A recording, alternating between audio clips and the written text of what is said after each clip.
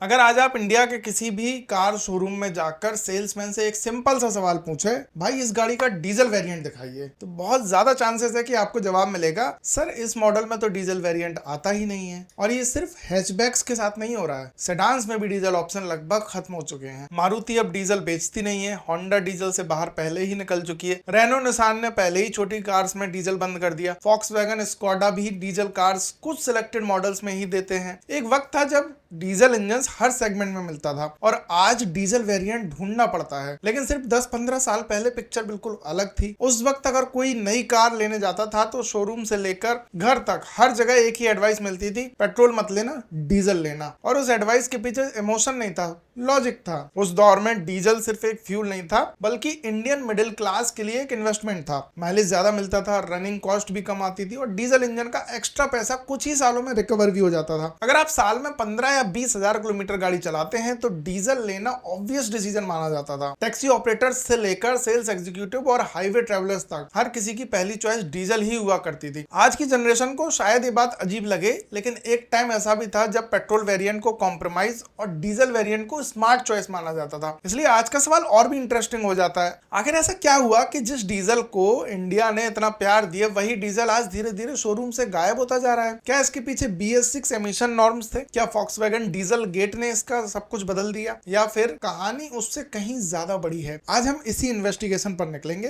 How India killed diesel cars. Hi, this is Deep and you are watching motor car. इस कहानी को समझने के लिए हमें 2010 के आसपास के इंडियन मार्केट में चलना पड़ेगा। अगर उस वक्त का ऑटोमोबाइल इंडस्ट्री का डेटा देखें तो एक चीज बहुत क्लियरली समझ आती है, इंडिया डीजल का दीवाना बन चुका था। फाइनेंशियल ईयर 2012-13 में पैसेंजर व्हीकल मार्केट में डीजल का शेयर लगभग 58% तक पहुंच गया था। यानी इंडिया में बिकने वाली हर 10 पैसेंजर कार्स में से लगभग 8 डीजल इंजन के साथ ही बिक रही थी। आज जब ईवी और हाइब्रिड्स की बात होती है तो ये नंबर ऑलमोस्ट अनबिलीवेबल लगता है, लेकिन उस वक्त ये बहुत नॉर्मल था। और इस रेवोल्यूशन का क्रेडिट किसी एक कंपनी को नहीं दिया जा सकता। मारुति की स्विफ्ट भी डीजल में आती थी। स्विफ्ट डीजल की वेटिंग कई महीनों की होती थी। हुंडई i20 CRDI अपने रिफाइनमेंट के लिए फेमस थी। फोर्ड फिगो TDCi परफॉर्मेंस और माइलेज दोनों के लिए पसंद की जाती थी। फॉक्सवैगन पोलो TDI एंथुसियास्ट की फेवरेट हैचबैक बन चुकी थी। फिएट का 1.3 मल्टीजेट इंजन इतना सक्सेसफुल हुआ कि सिर्फ फिएट ही नहीं, मारुति और टाटा मोटर्स ने भी इसी इंजन पर अपनी डीजल स्ट्रेटेजी खड़ी कर दी। आज भी अगर आप किसी पुराने एंथुसियास्ट से बात करें तो मल्टीजेट नाम सुनते ही उसके चेहरे पर एक स्माइल आ जाती है। होंडा की स्टोरी और भी इंटरेस्टिंग है। सालों तक होंडा इंडिया को सिर्फ पेट्रोल कंपनी माना जाता था। सिटी हो या सिविक, होंडा की पहचान स्मूथ पेट्रोल इंजन थी। लेकिन मार्केट का प्रेशर इतना बढ़ चुका था कि कंपनी को अपना पहला डीजल इंजन डेवलप करना पड़ा। जब होंडा सिटी डीजल लॉन्च हुई तो बायर्स ने उसे हाथों हाथ लिया। ये सिर्फ एक नई कार लॉन्च नहीं थी, ये सिग्नल था कि अगर इंडिया में सर्वाइव करना है तो डीजल को इग्नोर नहीं किया जा सकता। एसयूवी मार्केट में भी कहानी कुछ अलग नहीं थी। Toyota Innova, Fortuner, Mahindra Scorpio, XUV 500 ये सिर्फ सक्सेसफुल एसयूवीज नहीं थी, बल्कि डीजल की पॉपुलैरिटी की सबसे बड़ी वजह यही थी। उस दौर में अगर किसी ने पेट्रोल एसयूवी खरीदी होती तो लोग जेन्युइनली पूछते थे डीजल क्यों नहीं ली। आज ये सवाल उल्टा हो जाता है, लेकिन उस वक्त पेट्रोल एसयूवी लेना एक बहुत ही अनकॉमन डिसीजन माना जाता था। लेकिन सवाल ये है कि इंडिया डीजल का दीवाना बना क्यों? क्या सिर्फ माइलेज की वजह से? जवाब है नहीं। क्या सिर्फ टॉर्क की वजह से? वो भी नहीं। असली वजह थी इकोनॉमिक्स। चलिए एक सिंपल एग्जांपल से समझते हैं।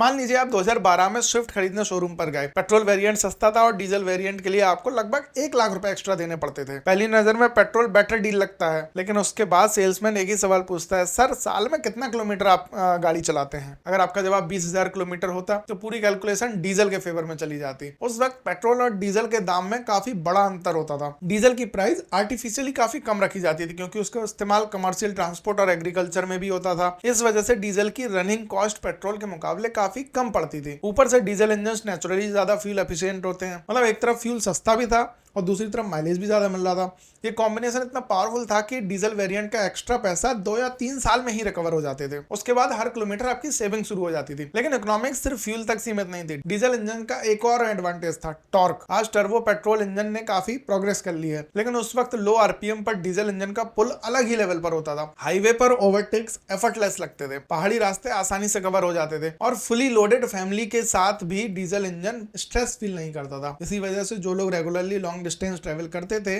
उनके लिए डीजल ऑलमोस्ट डिफॉल्ट चॉइस बन जाता था। कंपनीज भी ये ट्रेंड समझ चुकी थी।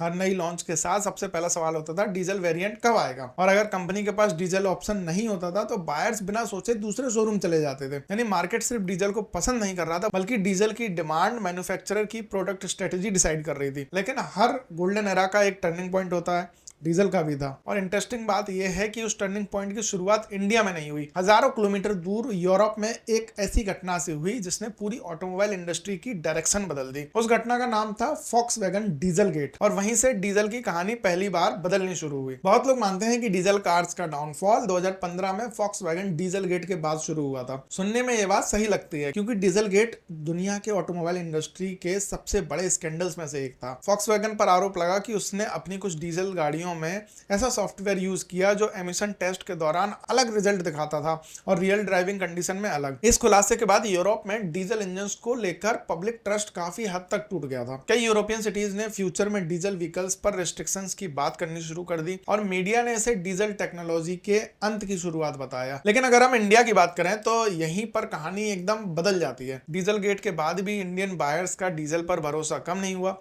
2015 और 2016 में हुंडई क्रेटा का डीजल वेरिएंट उसके पेट्रोल वर्जन से ज्यादा बिक रहा था। Mahindra Scorpio XUV 500, Toyota Innova और फॉर्च्यूनर की डिमांड भी डीजल की वजह से ही बनी हुई थी। अगर डीजल गेट ही डीजल का असली विलन होता तो उसके तुरंत बाद इंडियन मार्केट में डीजल सेल्स क्रैश हो जानी चाहिए थी, लेकिन ऐसा नहीं हुआ। यानी डीजल गेट ने हेडलाइन जरूर बनाई, लेकिन इंडिया में डीजल इंजन्स के कम होने की वजह डीजल गेट तो फिलहाल नहीं है। असली प्रॉब्लम कहीं और शुरू हो चुकी थी। वो प्रॉब्लम थी डीजल की इकोनॉमिक्स। एक वक्त था जब पेट्रोल और डीजल के दाम में इतना बड़ा गैप होता था कि डीजल वेरिएंट की एक्स्ट्रा कीमत 2 या 3 साल में ही रिकवर हो जाती थी, जैसे हमने ऊपर बात की। इसी कैलकुलेशन ने लाखों लोगों को डीजल खरीदने के लिए मोटिवेट किया। लेकिन धीरे धीरे गवर्नमेंट ने डीजल की प्राइसिंग पॉलिसी बदलनी शुरू कर दी। डीजल की डीरेगुलेशन हुई, सब्सिडीज खत्म होने लगी, और पेट्रोल और डीजल के बीच का जो प्राइस गैप था वो लगातार कम होता गया। जो एडवांटेज कभी डीजल की सबसे बड़ी स्ट्रेंथ थी, वही धीरे धीरे गायब होने लगी। अब शोरूम का सेल्समैन भी वही पुरानी कैलकुलेशन कॉन्फिडेंटली नहीं बता पा रहा था। पहले वो बोलता था सर 2 साल में पैसा रिकवर हो जाएगा। अब कैलकुलेशन बदल चुकी थी। डीजल वेरिएंट पहले से महंगा था, फ्यूल प्राइस का एडवांटेज कम हो चुका था, और रिकवरी पीरियड भी काफी लंबा हो चुका था। बहुत से बायर ने अब सोचना शुरू कर दिया था कि क्या डीजल के लिए इतना एक्स्ट्रा पैसा देना वाकई सही डिसीजन है। लेकिन डीजल की मुश्किलें यही खत्म नहीं हुई।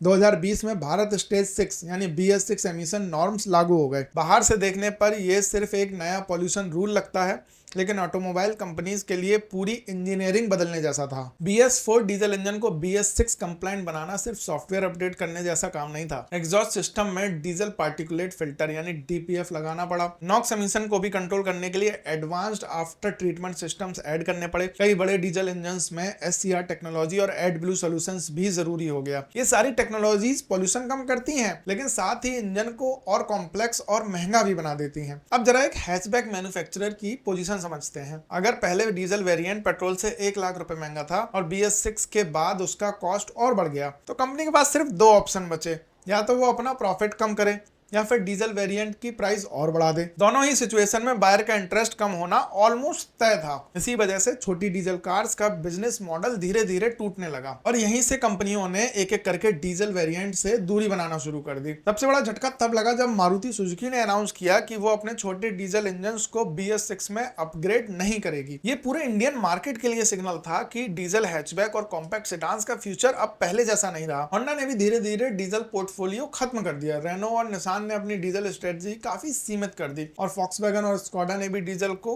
कुछ प्रीमियम मॉडल्स तक ही सीमित रखा। लेकिन अगर डीजल वाकई खत्म हो गया तो फिर एक सवाल बचता है, आज भी महिंद्रा स्कॉर्पियो एन का डीजल वेरिएंट इतना पॉपुलर क्यों है? टोयोटा फॉर्च्यूनर का डीजल मॉडल आज भी वेटिंग पीरियड के साथ क्यों बिकता है? और कमर्शियल ट्रक्स, बसेस और पिकअप सेगमेंट में डीजल का राज आज भी क्यों चल रहा है? क्योंकि सच ये नहीं है कि इंडिया ने डीजल को खत्म कर दिया, सच ये है कि इंडिया ने डीजल का रोल बदल दिया। इसका बड़ा रीजन है SUV बूम। अगर आप 2015 और आज के मार्केट को कंपेयर करें तो सबसे बड़ा डिफरेंस यही नजर आता है। इंडियन बायर्स हैचबैक से SUV की तरफ शिफ्ट हो गए, और इंटरेस्टिंग बात यह है कि डीजल भी इसी शिफ्ट के साथ अपना घर बदलता रहा। हैचबैक और सेडान से डीजल निकल रहा था, लेकिन SUV में अभी भी मजबूती से टिका हुआ था। इसलिए आज भी अगर आप Mahindra Scorpio N, XUV 700, Toyota Fortuner या आईसुजू वी क्रॉस जैसे प्रोडक्ट देखें तो डीजल वेरिएंट की डिमांड बहुत स्ट्रांग है। रीजन सिंपल है, इन गाड़ियों का वेट ज्यादा है, इन्हें लॉन्ग डिस्टेंस और हाईवे ड्राइविंग के लिए खरीदा जाता है। टोइंग कैपेबिलिटी इंपॉर्टेंट होती है और हाई टॉर्क का रियल एडवांटेज इनमें मिलता है। यहाँ डीजल का बिजनेस केस भी स्ट्रॉन्ग था। यही वजह है कि आज भी कमर्शियल व्हीकल इंडस्ट्री डीजल पर ही चल रही है। ट्रक्स, बसेस, पिकअप ट्रक्स और हैवी ड्यूटी ट्रांसपोर्ट में डीजल का अल्टरनेटिव अभी भी बहुत लिमिटेड है। इस पूरी इन्वेस्टिगेशन का सबसे बड़ा कंक्लूजन यही है कि इंडिया ने डीजल को पूरी तरह से तो खैर रिजेक्ट नहीं किया है, लेकिन अपनी प्रायोरिटीज बदल दी है। जब फ्यूल प्राइसेस एडवांटेज खत्म हुआ तो BS6 ने डीजल को महंगा बना दिया। इसलिए आज अगर आप किसी कार शोरूम में जाकर डीजल वेरिएंट की डिमांड करते हैं तो सेल्समैन आपको डीजल वेरिएंट दिखाने से मना कर देता है, क्योंकि उसका डीजल वेरिएंट आता ही नहीं है। इसके पीछे वजह कंपनी का डिसीजन नहीं, इसके पीछे 15 साल का पूरा इकोनॉमिक्स, टेक्नोलॉजिकल और रेगुलेटरी एवोल्यूशन छुपा हुआ है। इंडिया बदल गया, बायर्स बदल गए, टेक्नोलॉजी बदल गई, इकोनॉमिक्स बदल गई, और जब एक मार्केट बदलता है तो उसके प्रोडक्ट्स भी बदलने पड़ते हैं। इसलिए आज आप कहीं बहुत सारी कारों को एक साथ खड़ा देखेंगे तो उनमें डीजल वेरिएंट की कारें स्पेशली सेडान और हैचबैक में आपको गिनी चुनी मिलेंगी। आज वो सिर्फ उन लोगों के पास है जिनको उसकी असली जरूरत है, और शायद इसी का नाम एवोल्यूशन है। आप डीजल कार्स को लेकर क्या सोचते हैं? आपकी प्रायोरिटी अभी भी पेट्रोल है या डीजल है? हमें कमेंट करके जरूर बताइए। और अगर आपको ये वीडियो पसंद आया है तो इस वीडियो को लाइक करें, कमेंट करें और शेयर करें, और चैनल को सब्सक्राइब करना ना भूलें। मेरा नाम दीप है और आप देख रहे थे मोटर कार। शुक्रिया।